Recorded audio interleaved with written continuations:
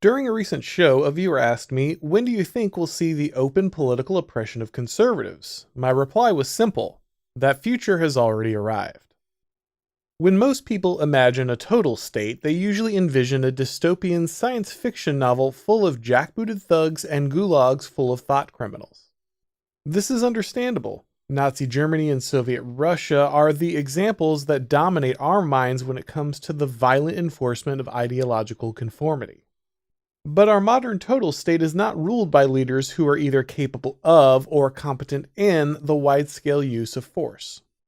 Unfortunately for the modern dissident, they don't need to be. Technology has proven a far more effective tool of control. In the totalitarian states of old, the government had to put its enemies on a train to the gulag, but in the modern total state, the gulag comes to you. The overwhelming use of violence is undoubtedly effective at silencing political dissidents, but it also comes with serious drawbacks. First, a regime needs a group of men willing and able to unleash brutal acts upon their neighbors, and even if they can compel men to commit such horrific acts, a regime has to worry about the cost. People tend to notice violent action and register it as an immediate existential threat. A population is far more likely to take action and defend itself against horrific violence than the slow and steady technological suppression wielded by our current elites. A ruling class also has to be concerned about the optics of widespread violence. It can be difficult to sell particularly heinous acts to the more moderate segments of your population. Soft power does a much better job of suppressing opposition without triggering the fight or flight reflex in your average citizen. The ability of the regime to punish conservatives begins with the education of their children.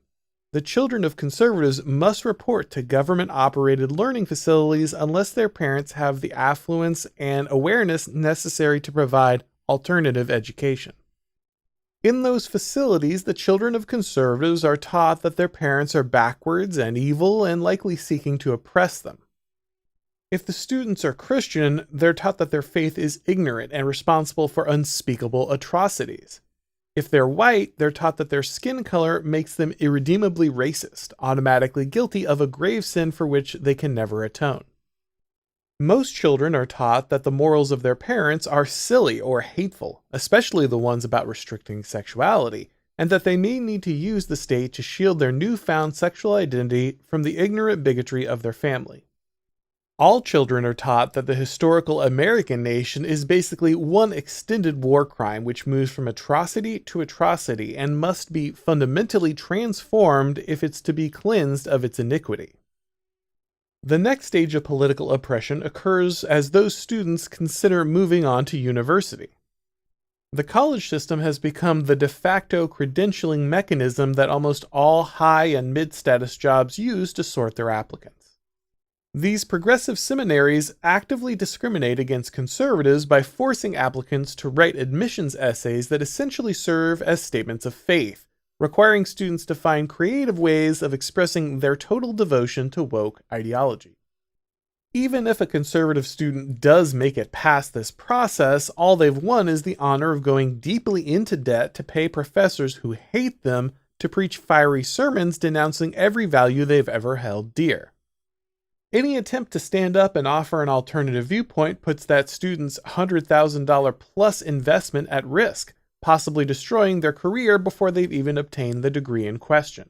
Are you a college student who feels isolated as Cthulhu swims ever leftward? The Intercollegiate Studies Institute is here to help. ISI offers programs and opportunities for conservative students across the country. ISI understands that conservatives and right-of-center students feel isolated on campus and that you're often fighting for your own reputation, dignity, and future. Through ISI, you can learn about what Russell Kirk called permanent things, the philosophical and political teachings that shaped and made Western civilization great. ISI also offers many opportunities to jumpstart your career. For example, Nate Hochman, who's been a guest on this show multiple times, got his start at National Review through ISI, and he's just one of many journalists that ISI has helped start their career. If you're a graduate student, ISI offers funding opportunities to sponsor the next generation of college professors. But most importantly, ISI offers college students a community of people that will help them grow. If you're a college student, ISI can help you start a student organization or a student newspaper or meet other like minded students at various conferences and events. ISI is here to educate the next generation of great Americans.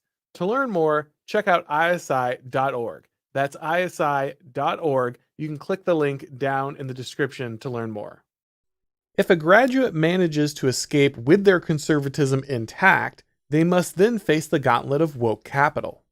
Corporations often screen applicants by combing their social media for offensive conservative views, so if a graduate has ever shared or liked the wrong meme, they can be immediately disqualified.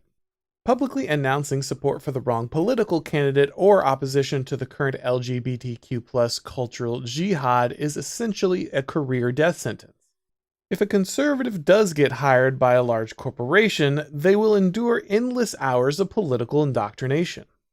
Companies now spend tens of millions of dollars on programs designed to attack those who are straight, white, Christian, or male. The conservative will also need to be on constant guard because any expression of their values or norms will be construed as a hostile work environment. Corporations are required by law to staff their human resource department with woke political commissars who vigilantly observe their charges, ready to purge any individual suspected of wrongthink. The beauty of the system is that constant indoctrination and well-crafted incentives are just as, if not more effective than direct violence on behalf of the regime. The careful nudge of technocratic management constantly pushes the population left and punishes those that stubbornly hold to conservative values, but no one is exactly sure who to blame. The distributed organization of our ruling elite makes it difficult to hold any specific person accountable, and the gradual nature of their social engineering makes it difficult for popular resistance to coalesce. No one gets loaded onto a train. No one is held at gunpoint, but the population still understands that resistance will cause them to be labeled low class and make access to the good life incredibly difficult. Even if conservatives manage to escape the confines of the system, the modern total state has more aggressive means of delivering punishment. Conservatives can be demonetized or banned from social media platforms for having the wrong opinions. Companies or individuals with the wrong opinions can be denied by payment processors, making it impossible to do business. Increasingly, banks are actively purging conservative figures from their institutions, making it impossible for dissidents to buy or sell anything in our increasingly connected, technologically driven economy. Our ruling elite are practically salivating at the prospect of a central bank digital currency which would give them total control over the economic transactions of anyone foolish enough to oppose the regime ideology. Gulags are messy business. It's much easier to simply leave your enemy homeless, jobless, and broke with no hope of ever supporting a family. While the tools of soft power available to the total state are vast, should they prove insufficient, the regime has formal law enforcement solutions on hand. The FBI now regularly persecutes pro-life protesters, surveils traditional Catholic masses, and threatens parents who don't want their children to be groomed by the school system. Family courts are now being weaponized against parents who disagree with transitionist ideology, stripping the dissidents of their custody rights should they refuse to mutilate their children.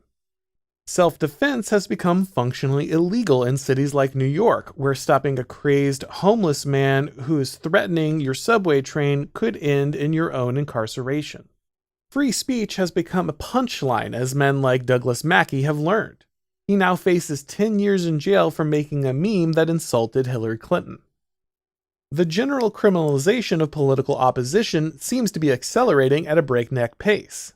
Donald Trump, former president and likely electoral opponent of the sitting executive Joe Biden, has been charged with any and everything the banana republic can throw at him. This is why terms like political correctness or cancel culture were always stupid.